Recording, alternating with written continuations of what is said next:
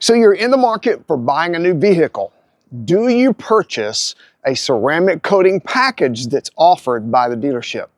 That's a great question. Come on in, let's talk about it. So it's not uncommon to receive a phone call that has to do with 2 points. One is, I'm buying a new vehicle, should I purchase the ceramic coating package that they're offering me at the dealership? The other side of that is, hey, I've purchased that ceramic coating package on my brand new vehicle, but I have some questions and concerns. What should I do? Now, let me start this off by saying this. I'm not here. The purpose of this video is not to bash dealerships at all. Okay? It's not. I have friends that manage and own dealerships. They're friends of mine. This is more along the lines of educating the consumer. What is the best way to spend your money? So here are some simple ways that we go through in the shop to answer those questions. So let's say you're one that has purchased that. And this is what I base the decision on, should you do it at all. So we received the call. I've purchased the ceramic coating package with my brand new vehicle, but I have some concerns. I'm not seeing some of what I thought I would see. What should I do? Then we invite them in. During that time, we do an inspection on the surface. Now, it's scientific, but it's simple. Bottled water. Why does this work? Well, I'm going to show you in just a minute, but let me walk you through what we do. When you think about it, any vehicle that has been ceramic coated properly, the repellency rate of water especially is going to be very high. If it's repelling water well, then it's also going to start to repel some of the other dirt and fallout that ends up on the paint job. If it won't simply repel water, then it's not going to repel much of anything.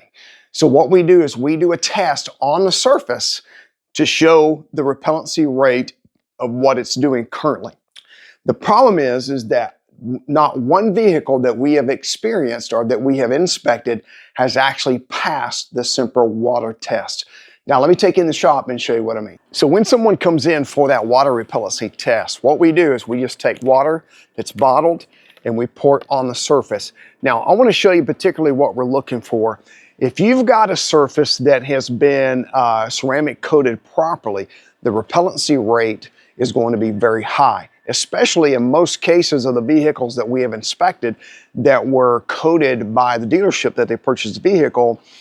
It was within a few weeks that they came by, had the concerns and stuff. So we're testing a vehicle that was, told us that it was just ceramic coated just a few weeks ago. So the repellency rate should be very high. What does that really mean, and what does it have to do with bottled water? When you look at the droplets on the surface, you're looking for a particular stance of the water drop. When you have a surface that has been properly ceramic coated, the stance is going to be, you'll notice the bottom of the water drop is going to be drawn in because it's repelling it effectively. So the water drop is going to be drawn in. When it's not repelling, you're going to notice that the stance, the footprint of the water droplet is going to be broad because it's not pushing it off, okay? The more repellent, the more you see the roundedness of the water droplet itself. In every case of the ones that we have inspected, the water droplets looked like what I'm going to show you here on this truck. Now, this is a 2024 pickup truck. So let me show you, bring you in so you can kind of see what this looks like. I'm going to pour it and then I'll show you what it looks like.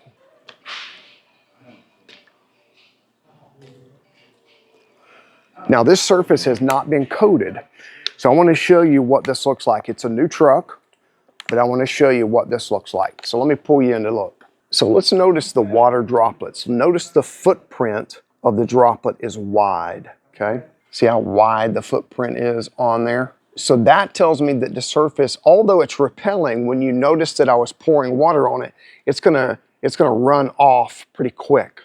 But one way to really test the ongoing repellency of it is to look at the droplets that are sitting on there. Now what I want to do is take us to a surface that has been properly done. Okay, so now we're outside and I want you to see what the water droplets should look like on the vehicle surface that has been properly ceramic coated. Now I will tell you, this has pollen on it, so it's dirty. If it passes a repellency test with it being dirty, that's a good sign, okay? So let me show you what this looks like. All right, let's pour some water on it, see what we got. Okay, now again, we want to look at the water droplets and how they look different. So let me give you a close-up of that. Okay, notice the droplets. Remember how we talked about the bottom of them being rounded? The footprint is different. This is a simple test, but look at the repellency rate. Look how it's repelling. Look at the footprint of the drops. All of them are tiny on the bottom side. So that tells you that it's pushing it off. So the repellency is high. So if you compare this to what we just looked at, the footprint of the drops are wide, has a wide base. Here, not so much. Okay, now that we've done the water repellency test, another thing to consider is what prep was done to the surface prior to the coating being put on.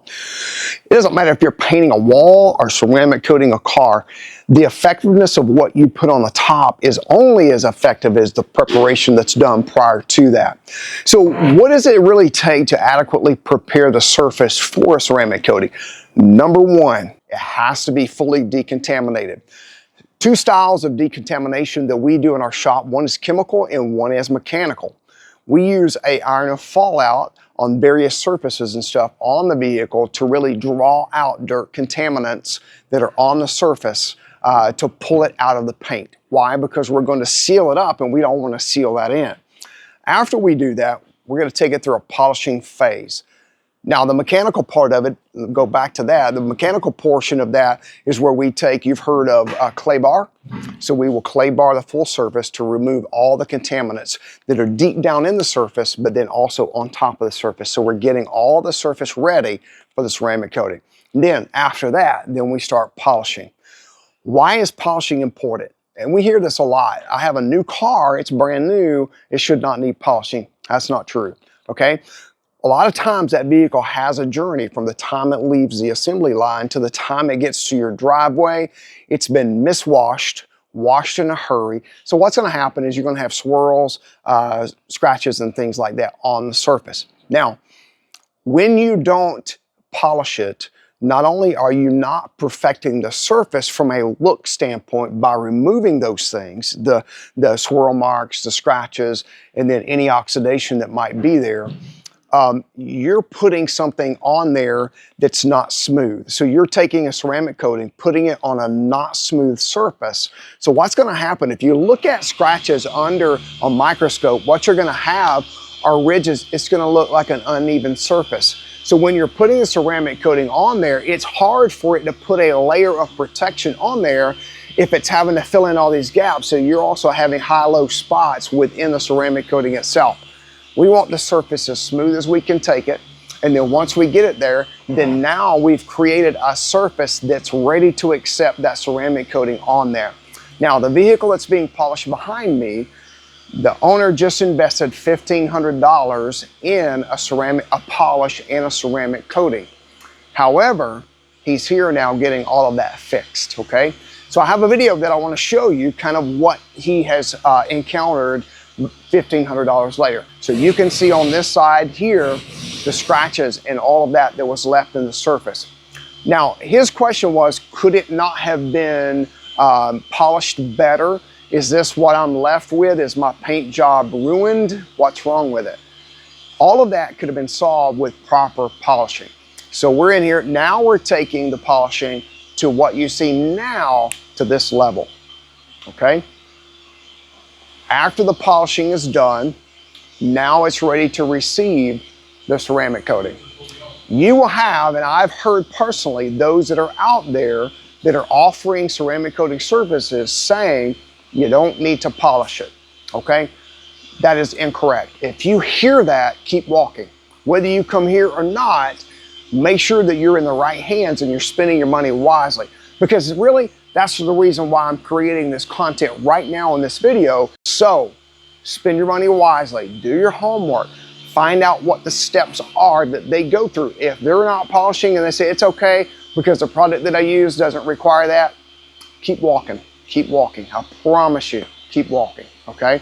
And then two, price shopping by dollar figures.